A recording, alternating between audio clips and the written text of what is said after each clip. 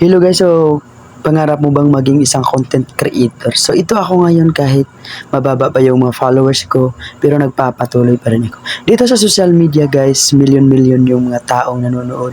Million-million yung mga taong gumagawa ng mga content creator. Pero alam naman natin guys na mismo sila yung mga tao. Kaya ipagpatuloy mo yan, trabahuin mo hanggat sa gusto mo. Dahil ikaw yung may pangarap at hindi sila. Magtiwala ka lang sa sarili at hayaan mo. Mas mabuti pang magpakumbaba. Tayo ang nangangailangan sa ating buhay at tayo rin ang nangarap para sa ating sarili. So ipagpatuloy mo lang guys hanggang sa matupad mo yung mga pangarap. Dahil balang araw alam naman natin na darating din yung panahon. Papabor yung panahon na para sa atin. Kaya ipagpatuloy nyo kung ano ang napagsimulan nyo. Huwag kayong susuko. Darating din yung mga pangarap na kailangan nating matupad. Magtiwala ka lang.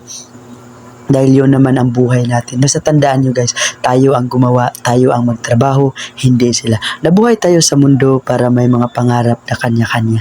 Hindi yung nabubuhay tayo sa mundo para makialam sa bawat isa. Kaya kailangan mo ring makipagtyaga at maging totoo sa buhay. Masayaan mo lang yung mga taong pakialamero kaysa naman makikialam ka sa kanila. Ipagpatuloy mo lang kung anong napagsimulan mo. Magtiwala ka, may mararating ka balang araw. At sana po'y nagustuhan niyo po ang aking mga mensahe dahil para to sa atin. Basta tandaan nyo lang, ipagpatuloy nyo lang. Makakamit nyo ang tunay na tagumpay.